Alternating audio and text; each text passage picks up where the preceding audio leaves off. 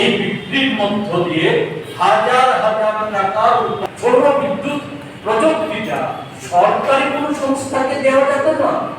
অথচ আমরা আমাদের কথা কংগ্রেসের অভিযোগ হচ্ছে কেন্দ্রীয় সরকারের যে সংস্থা তারা দেশের 55টা বিদ্যুৎ বন্টনকারী সংস্থা তারা কাজের পর্যালোচনা, সেই পর্যালোচনায় 22 সালে আমাদের নিগমের র্যাঙ্কিং ছিল 22তম সার্বিক কাজের ক্ষেত্রে দেশে এই 55টা বিদ্যুৎ বন্টনকারী সংস্থা। 23-এ তার নেমে তারা 32-এ 24-এ এতটাই উন্নতি করেছে 39তম স্থান অর্জন করছে।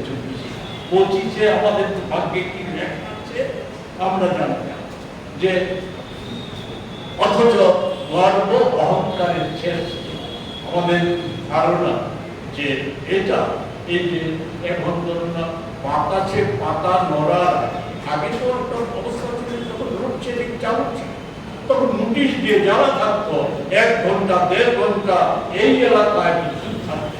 এখন তো নোটিশের কোনো মালাই নেই, বাতাস আসার আগে পাতা নড়লে পরে বিদ্যুৎ চলে যায়। এখন চলে যায় কখন আসবে তার কোনো নিশ্চয়তা নেই।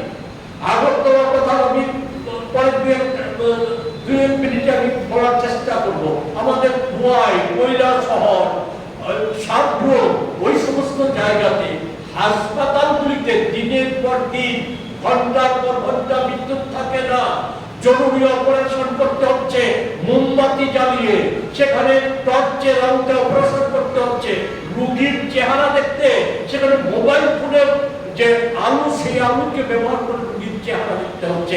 এমন তোর জায়গা নিয়ে গেছে তাকে বিদ্যুৎ নিগম। আমাদের আগরতলার মধ্যে জিবি হাসপাতালের ট্রমা সেন্টারে ঘন্টার পর ঘন্টা বিদ্যুৎ থাকে না, আইসিইউতে বিদ্যুৎ থাকে না, আমাদের সেখানে যে ডায়ালিসিস করার সময় বিদ্যুৎ পরিষেবা অচল হয়, বন্ধ হয়ে যায়। তারপরেও আমাদের মেনে নিতে হবে আমাদের রাজ্যে উন্নয়নের বন্যা বসছে, আমাদের রাজ্যে মেনে নিতে হবে আমাদের সর্বক্ষেত্রে উন্নতি।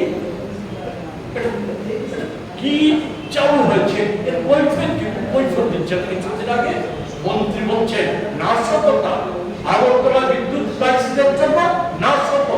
আমি ধরে নিলাম আগরতলা বিদ্যুৎ ক্রাইসিসের জন্য নাশকতা। গোটা রাজ্য জুড়ে সেচের মেশিন দিনের পর দিন অচল হয়ে পড়েছে। এই তীব্র দাবদাহের দিনে আমাদের কৃষকরা ফসল নষ্ট হয়ে গেছে, সেচের মেশিন চালানো যাচ্ছে। এই জায়গায় দাঁড়িয়ে আমরা আমাদের ধারণা যে এগুলির পেছনে একটা গভীর পরিকল্পনা কাজ করছে। যে পরিকল্পনা হচ্ছে একটা সময় এসে দেখাবে বিদ্যুৎ নিগম সমস্ত দিক থেকে ব্যর্থ, হাজার হাজার কোটি টাকা দেয় না, একে আর চালিয়ে রাখা যাচ্ছে না।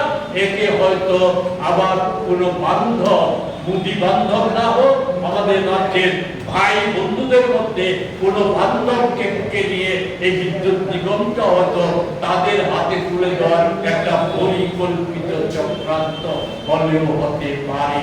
আমরা এটা অনুমান করছি।